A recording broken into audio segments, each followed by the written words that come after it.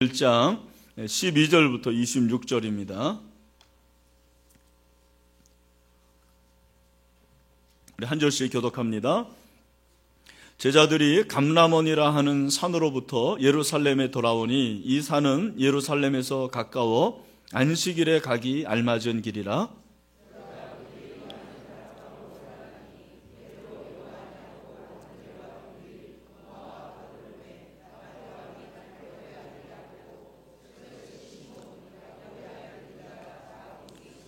여자들과 예수의 어머니 마리아와 예수의 아우들과 더불어 마음을 같이하여 오로지 기도에 힘쓰더라.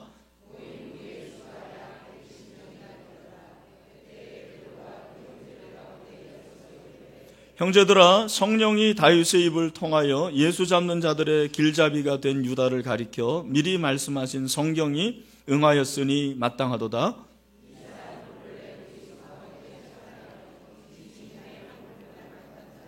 이 사람이 불의의 삭스로 밭을 사고 후에 몸이 곤두박질하여 배가 터져 창자가 다 흘러나온지라.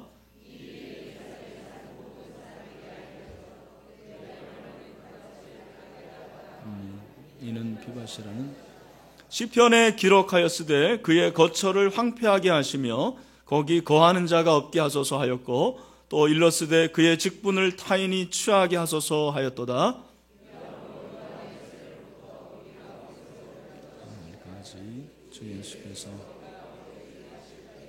항상 우리와 함께 다니던 사람 중에 하나를 세워 우리와 더불어 예수께서 부활하심을 증언할 사람이 되게 하여야 하리라 하거늘. 별명은 유스도라 하는 요셉이요 하나님. 그들이 기도하여 이르되 뭇사람의 마음을 아시는 주여 이 두 사람 중에 누가 주님께 택하신 바 되어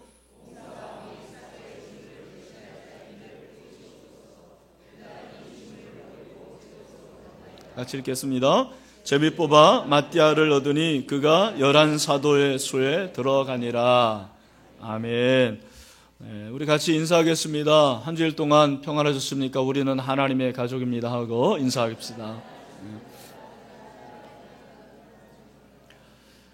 네, 하나님의 뜻과 기도라는 제목으로 말씀을 전하겠습니다. 최근에 어떤 집사님이 전화를 하셨습니다. 마침 제가 운전을 하고 있어서 전화를 받지 못하고 제 아내가 전화를 받았습니다. 전화의 요지는 이것입니다.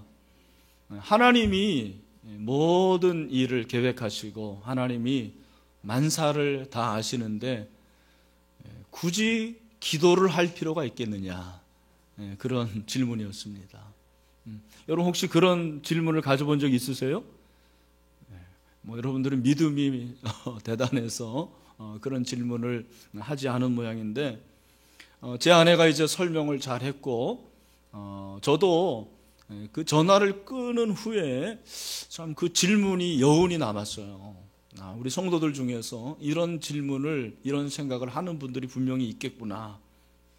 하나님의 뜻이 있는데, 하나님이 뭐 다 운행하시는데, 그렇다면 내가 왜 기도해야 되느냐, 기도할 필요가 있겠느냐라는 이런 생각을 하시는 분들이 있을 수 있겠다.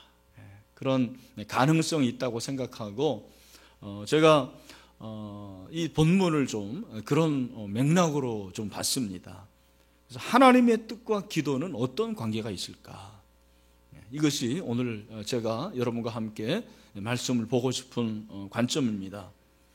먼저 성경을 보면 하나님께서 만사를 하나님의 마음의 소원대로 행하신다고 말씀하고 있습니다. 여러분 믿으시나요? 에베소서 1장 11절 말씀에서 뭐라고 그럽니까? 다 같이 시작. 모든 일을 그의 뜻의 결정대로 일하시는 이의 계획을 따라 우리가 예정을 입어 그 안에서 기업이 되었으니. 아멘. 여러분, 하나님의 뜻대로 하나님이 결정하시는 줄로 믿습니다. 그래서 모든 만사가 하나님의 뜻대로 되는 거죠. 일례로 참새 한 마리가 떨어지는 것도 누구의 뜻이에요? 하나님의 뜻이죠. 마태복음 10장 29절에서 예수님께서 말씀하셨습니다. 참새 2마리가 한 아사리온에 팔리지 않느냐. 그러나 너희 아버지께서 허락하지 아니하시면 그 하나도 땅에 떨어지지 아니하리라. 아멘. 참새 한 마리가 떨어지는 것도 하나님의 뜻이라는 거예요. 그러면 우리가 죽고 사는 문제, 우리가 어떤 일을 하든 그것은 하나님의 뜻이 아니겠습니까? 그러니까 하나님이 모든 일을 행하시고 하나님의 뜻대로 이루어지는데, 그렇다면 우리가 해야 할 일은 뭔가? 하나님이 하시니까 그냥 우리는 뒷짐지고 가만히 있느냐? 그게 아니죠. 여러분, 제가 좋아하는 말씀이 예레미야 33장 3절인데 여러분들도 아마 암송하시는 분들이 참 많을 거예요. 우리 같이 한번 읽어보죠. 시작. 너는 내게 부르짖으라. 내가 내게 응답하겠고 내가 알지 못하는 크고 은밀한 일을 내게 보이리라. 아멘. 여기 크고 은밀한 일, 그게 뭐예요? 하나님의 뜻 아니겠습니까? 하나님의 비전 아니겠습니까? 그러니까 우리가 해야 할 일은 뭐라고요? 부르짖는 거죠. 하나님의 뜻이 어디인지 알지 못하니까, 하나님이 어떻게 하실지 모르니까 정말 하나님의 선하신 뜻대로 이루어 주시고 하나님께서 역사하여 주시옵소서 우리가 기도해야 될 줄로 믿습니다.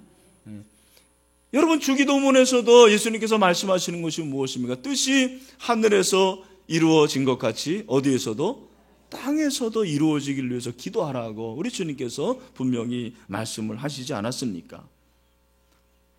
여러분, 저는 이제 물론 목사여서 그렇지만 늘 하나님의 뜻을 구합니다. 그리고 하나님의 뜻이 무엇인지를 질문하죠. 제가 이렇게 몸이 좀 아플 때도 하나님의 뜻이 무엇입니까? 일이 좀 잘 안 되고 또 굳은 일이 생겨도 하나님, 왜 그렇죠? 하나님께서 뭘 말씀하십니까? 그게 저의 삶이에요. 아마 여러분들도 그럴 거예요. 하나님의 뜻이 무엇인가? 하나님께서 무엇을 원하시는가? 그것이 아마 평생 저와 여러분의 질문이 아닌가 생각을 해봅니다. 오늘 본문 2가지 사건이에요. 12절부터 14절은 마가의 다락방, 여러분 아시지 않습니까? 120명의 그 제자들이 마가의 다락방에서 간절히 기도하는 사건, 잘 아실 거예요. 그리고 15절부터 26절은 비교적 길게 쓰여져 있는데, 이것은 가룟 유다가 죽고 이제 12제자 중에 한 명이 공석 아닙니까? 그래서 그 한 명의 공석을 채우는 거죠. 새로운 제자를 선출하는데 누가 선출이 됩니까? 마띠아. 한번 따라합시다. 마띠아. 마띠아가 선출이 되는 그런 장면입니다. 여러분, 이 2가지를 우리가 보고, 그리고 이제 다음 주에 보겠지만 오순절 성령 강림까지 이렇게 보면 이 3가지 사건의 가장 기본이 뭐냐면 기도라는 것을 우리가 발견할 수 있습니다. 그러니까 새로운 사도를 선출하는 데 있어서도 그 120명의 성도들이 충분하게 기도를 하는 거죠. 그리고 선출을 하는 거예요. 그리고 성령의 강림, 오순절 성령 강림 사건을 위해서도 약속하신 성령을 기다리라. 그 선물을 기다리라고 그랬잖아요. 아직 좋은 것이 오지 않았다. 그러니까 120명이 뭐 하고 있는 거예요? 기도하고 있습니다. 기도가 중심이 된다는 사실을 발견을 하게 됩니다. 그들이 그렇게 전심으로 기도하는데 120명이 그 마가의 다락방에서 기도하고 있는데 갑자기 베드로가 일어나는 거죠. 일어나서 우리가 이제 한 명의 공석 12번째 자리를 채우자. 그래서 기도하는 가운데서 새롭게 마띠아를 선출을 하는 것입니다. 저는 이 3가지 사건 보면서 어떤 것을 깨달았냐면, 결국 만사가 기도가 시작이구나. 기도로 시작해야 되겠구나. 그리고 기도로 진행하고, 그리고 기도했을 때는 반드시 순종해야 되겠구나. 그 사실을 깨닫습니다. 여러분, 하나님의 뜻과 기도는 아주 밀접한 관계가 있다는 것을 우리에게 말씀해 주고 있는 것입니다. 오늘 두 가지를 같이 묵상을 해보려고 합니다. 첫째로 한번 따라합시다. 하나님의 뜻을 알기 위해 기도하라. 여러분, 초대교회 성도들이 기도하는데 우리가 생각할 때는 성령의 사모와 성령을 기다리는 그것만으로 생각하는데 사실은 그렇지 않다라는 거죠. 성령이 임하시는 것도 하나님의 뜻을 알게 하는 능력이 되는 거죠. 그리고 그들이 한 명을 선출하는 데 있어서도 24절에 그들이 기도하여 이르되 뭇사람의 마음을 아시는 주여 이 두 사람 중에 누가 주님께 택하신 바 되겠습니까? 그 말은 하나님의 뜻이 누구에게 있습니까? 하나님의 뜻이 어디에 있습니까? 라고 물어봤다라는 것을 우리에게 가르쳐 주고 있습니다. 여러분, 기도하는 가운데 하나님의 뜻을 알게 되는 거죠. 기도하는 가운데 하나님의 뜻을 알 수 있는 길이 뭡니까? 기도죠. 기도보다 더 좋은 방법은 없는 것입니다. 여러분, 신자는 결국 기도와 성령으로 빚어진다는 것을 우리에게 가르쳐주고 있습니다. 예수를 믿는다고 해서 다 기도하는 사람은 아닙니다. 교회를 다닌다고 해서 다 기도의 사람이 아닙니다. 분명히 120명의 성도들이 기도하는데 그들이 초대교회의 태동이 된 거죠. 신자가 기도하는 자임을 우리에게 말씀을 하고 있습니다. 하나님의 뜻을 알기 위해서 그렇게 기도하는데 어떻게 기도하냐면 여러분 14절에 보니까 더불어 마음을 같이 했다 그렇게 우리에게 말씀하고 있습니다. 여기서 더불어 마음을 같이 했다라는 것은 서로 함께라는 의미라고 생각을 합니다. 성경을 보면 서로 해야 될 것이 참 많아요. 서로라는 단어가 많이 등장합니다. 서로 사랑하라, 서로 무난하라, 서로 우애하라, 서로 존경하라, 서로 짐을 지라. 이런 여러 가지가 있는데 그 중에서도 우리가 서로 함께 모여서 할 수 있는 가장 중요한 일이 뭐겠느냐? 저는 그것이 기도라고 생각합니다. 여러분, 왜 우리가 서로 기도해야 될까요? 왜 우리가 이렇게 모이면 함께 기도해야 될까요? 그 이유는 여러 가지가 있겠습니다. 그 중에서도 우리가 하나님의 가족이기 때문입니다. 하나님의 가족이기 때문에 우리가 기도하는 것입니다. 여러분, 하나님의 가족, 더불어 여기 보니까 마음을 같이 했다. 한 마음이죠, 한 마음. 한 마음으로 기도했다라는 것은 그들의 마음이 하나가 되었다라는 거예요. 여러분, 마음이 하나가 되어야 되죠. 한 가족이라는 것은 마음이 하나예요. 참 신기합니다. 형제도 보면은 마음이 하나가 되는 것을 볼 수가 있습니다. 저는 이 본문을 보면서 이제 어떤 상상을 했냐면 120명이 그렇게 모여서 기도를 했는데 어떻게 기도했을까? 어떻게 기도했을까요? 통성으로 기도했을까요? 아니면 그룹으로 기도했을까요? 열흘 동안 기도했거든요. 열흘 동안 다른 일을 하지 않고 한 장소에서 그렇게 오로지 기도에 힘썼는데 만약에 그 자리에 마음이 하나가 되지 않았다면 이 기도가 이루어질 수 있었을까? 여러분, 우리가 이제 여름에 2박 3일 동안 수련회 갔는데 전교인 수련회 때 아무것도 하지 않고 만약에 기도만 한다고 하면 아마 대부분이 안 갈 겁니다. 그런데 이들은 열흘 동안 기도하는 거예요. 열흘 동안 한 마음으로. 여러분, 한 마음으로 기도하는 것은 그들의 말이 하나라는 거죠. 여러분, 한 마음 그리고 말이 하나, 이것이 기도의 굉장히 중요한 부분입니다. 여러분, 기도도 결국 말이잖아요. 여러분 가운데서 이제 기도가 약한 분들이 있는데 기도가 약한 분일수록 기도를 어떻게 해야 되냐면 크게 해야 돼요.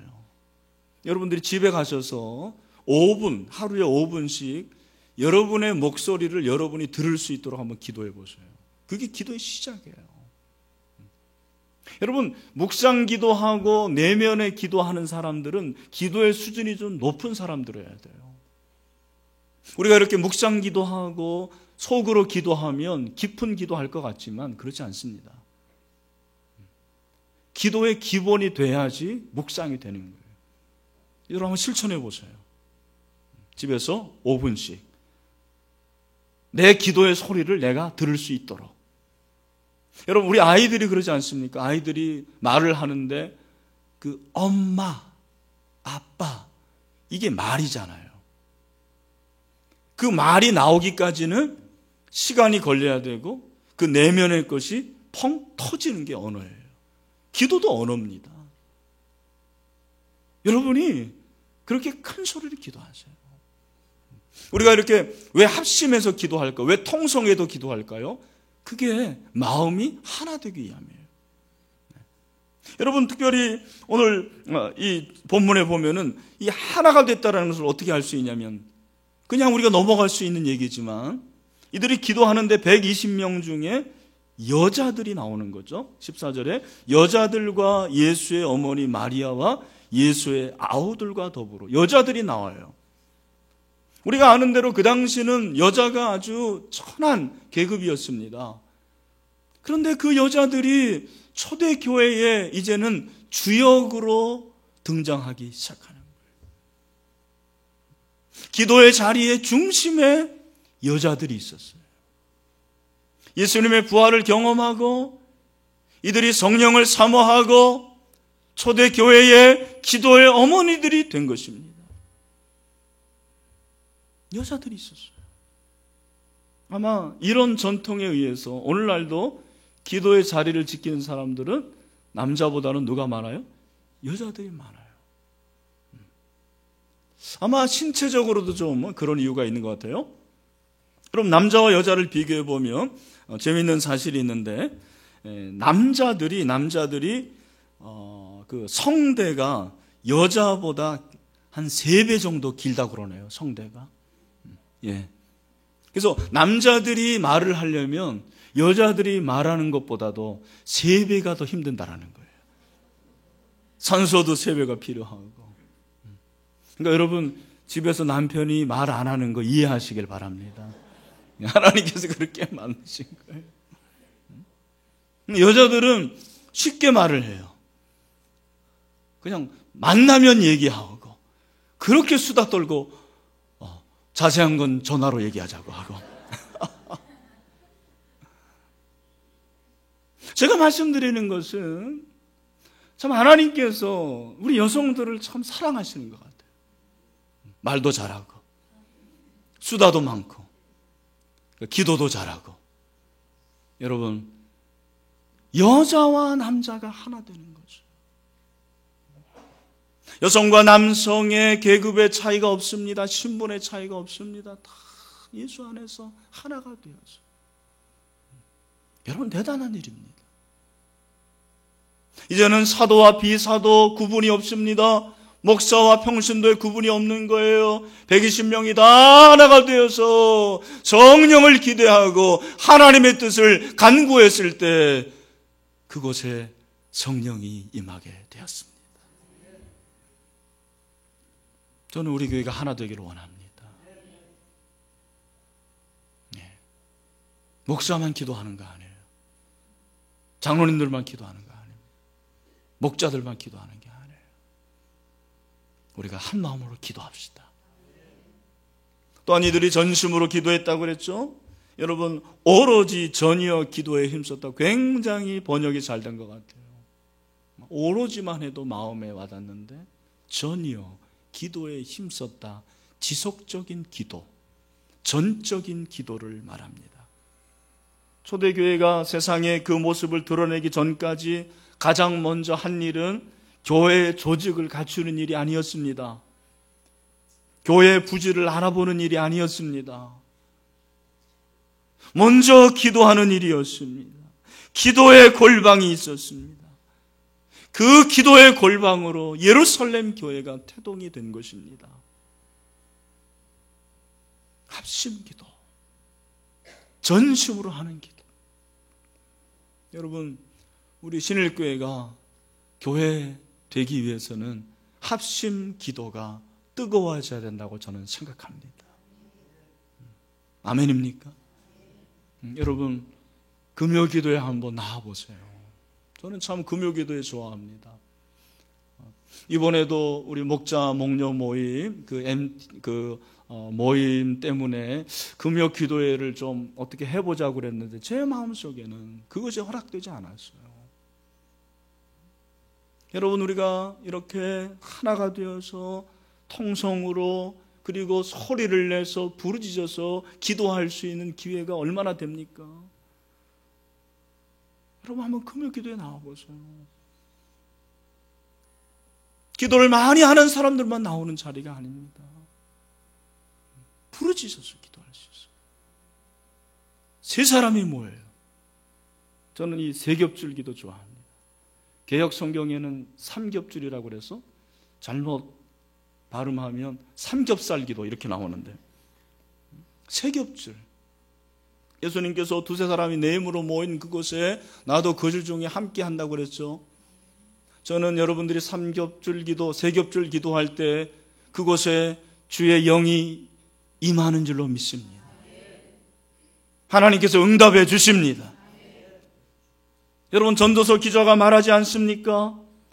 한 사람이면 패하가 끊이와 두 사람이면 맞설 수 있나니 세겹줄은 쉽게 끊어지지 아니하느니라. 여러분, 기도할 때도, 남편을 위해서 기도할 때도 혼자 기도하지 마세요. 함께 기도하세요. 두 사람이면 맞설 수 있다고 했습니다. 여보, 기도합시다. 여보, 기도합시다. 자녀를 위해서 기도할 때도 아들아, 함께 기도하자. 딸아, 우리 함께 기도하자. 우리가 사랑의 비대에는 빚자 지지 말라고 했습니다. 여러분, 물질의 빚을 비면 참 마음이 부담이 돼요. 시간만 해도 그렇습니다. 나를 위해서 시간 내주는 거 굉장히 부담이 됩니다. 그러나 여러분, 기도의 빚 얼마든지 줘도 괜찮은 거예요. 제가 여러분들에게 정말 마음 같아서는 막 100만 원씩 구워드리고 싶어요. 정말입니다. 교회가 좀 돈이 많으면 그렇게 300만 원, 막 500만 원 그렇게 구워드리고 싶어요. 그렇게 못해요. 그러나 여러분, 3억, 30억보다 더 많은, 더 능력이 있는 기도를 해드릴 수가 있습니다. 기도의 빚을 지십시오. 기도의 빚을 지세요. 목자들에게 기도를 부탁하세요. 우리 목사님들에게 기도를 부탁하세요. 저에게도 기도를 부탁하세요. 여러분, 우리가 그렇게 합심해서 기도하고 오로지 전심으로 기도할 때 하늘을 열어지지 않습니까? 하나님의 뜻이 이루어지는 거죠. 하나님의 뜻을 알 수가 있는 거죠. 여러분, 마음에 답답한 것이 있습니까? 기도의 제목이 있습니까? 오늘 이 말씀 붙잡고 여러분, 함께 기도함으로 하나님의 뜻을 알 수 있는 저와 여러분이 다 될 수 있게 되기를 주님의 이름으로 축원합니다. 또 한 가지, 하나님의 뜻대로 순종하기 위해서 기도하라는 것입니다. 한번 따라합시다. 하나님의 뜻대로 순종하기 위해서 기도하라. 여러분, 인간이 참 간사합니다. 화장실 들어가기 전의 마음과 갔다 온 후의 마음이 다른 것 같아요. 우리가 하나님의 뜻을 알기 위해서 막 기도하고 하나님의 뜻을 간구합니다. 그러나 하나님의 뜻을 알고 하나님께서 말씀하시는데 그 하나님의 뜻에 순종하는 사람들은 많지 않은 것 같습니다. 여러분, 결혼도 그렇지 않습니까? 제가 결혼을 결심한 것은 28살 때입니다. 신대원 2학년 때 저희 어머니가 갑자기 뇌종양으로 쓰러지셨습니다. 기숙사에서 그 소리를 듣고 왔습니다. 그때 온 교회가 기도했고 저희 모교회, 저희 삼형제가 기도했어요. 하나님께서 우리 어머니 살려주셨습니다. 지금도 건강하십니다. 저는 그때 기도의 능력을 알았어요. 우리 삼형제가 그 총신대 강당에 그 깜깜한 데 가서 정말 기도했어요. 근데 그때 이제 제 마음속에 내가 이제 결혼을 해야 되겠구나, 그런 마음이 생기더라고요. 그때부터 기도를 시작했어요. 하나님, 이런 사람, 이런 자매를 주십시오. 제가 그 자격에 대해서 말씀드리지 않겠습니다. 제 아내를 보시면 됩니다. 처음 만났는데 괜찮은 것 같아요. 두 번째 만났는데 대학로에서 만났는데 10월의 마지막 날에 긴 머리를 하고 바바리를 입고 왔는데, 바바리 좋아하거든요. 하나님의 뜻인 줄 알고 그렇게 결혼했어요. 그런데 여러분, 결혼한 후에 정말 내가 이 아내를 위해서 하나님께서 원하시는 그 뜻을 위해서 내가 얼마나 노력했는지, 참 이걸 생각해 보니까 부족한 것밖에 없는 것 같아요. 하나님, 결혼하게 해주세요. 하나님의 뜻이면 기도해. 그렇게 기도했는데, 결혼한 후에 배우자를 위해서 기도하고 성경적인 결혼 생활을 위해서 기도하는 것, 우리가 소홀히 할 때가 참 많은 것 같아요. 대부분의 부부들이 그런 기도하지 않습니다. 그냥 삽니다. 막 삽니다. 그게 문제인 것 같아요. 여러분, 초대교회를 보십시오. 120명의 성도들이 기도하는 가운데 마띠아를 선출하는데, 여러분, 기도하고 마띠아 선출했는데 거기에 대해서 다 받아들이는 거예요. 여러분, 두 사람이 최종 후보로 올라가지 않습니까? 그 유스도라 하는 요셉과 마띠아입니다. 여러분, 그 중에서 어떤 사람들은 아마도 유스도라 하는 요셉을 지지한 사람도 있을 거예요. 근데 하나님은 마띠아를 선출해 주셨어요. 거기에 대해서 그들이 순복합니다. 순종합니다. 따릅니다. 여러분, 교회에서 장로와 권사와 집사 투표를 합니다. 하나님의 뜻을 아는 보조 수단이 바로 투표예요. 그러면 여기에 대해서 어떻게 하라는 거예요? 순종하라는 거죠. 제가 뭐 다른 얘기 안 합니다. 오늘 성경이 그렇게 말하고 있잖아요. 그죠? 우리가 하나님의 뜻을 알고 그 하나님의 뜻을 알아서 기도해야 되는데, 그 기도가 뭐냐면 하나님의 뜻대로 순종하기 위해서입니다. 여러분, 우리가 하나님의 뜻을 알고 순종하지 않는 것들이 얼마나 많은지 모르겠어요. 분명히 하나님의 뜻을 가르쳐 달라고 합니다. 하나님의 음성 듣기를 원합니다. 그래서 하나님께서 그 뜻을 가르쳐 주십니다. 그런데 한번 스스로에게 물어보십시오. 나는 그 하나님의 뜻대로 순종하고 있는가? 왜 우리가 하나님의 뜻을 알고도 순종하지 않을까요? 그것은 하나님의 말씀을 통해서 가지지 않기 때문입니다. 저는 그렇게 생각합니다. 여러분, 하나님의 뜻을 아는데, 제가 오늘 하나님의 뜻과 기도라고 그랬는데, 하나님의 뜻을 아는데 기도만 가지고는 안 됩니다. 기도만 하면 위험합니다. 중요한 것이 무엇입니까? 하나님의 말씀이에요. 말씀을 들어야 됩니다. 여러분, 오늘 이 본문에 보면 베드로가 하나님의 말씀을 인용하지 않습니까? 시편을 인용하지 않습니까? 왜 그렇습니까? 하나님의 말씀을 받는 것입니다. 하나님의 뜻을 하나님의 말씀을 통해서 가르쳐 주시기 때문입니다. 내 뜻인지 하나님의 뜻인지 어떻게 알 수 있느냐? 말씀을 통해서 알 수가 있다는 거예요. 우리가 여러분 보통 하나님의 뜻이라고 할 때 그 하나님의 뜻이 굉장히 많은데, 하나님의 뜻에 대해서 말할 때는 적어도 3가지 방식으로 얘기를 합니다.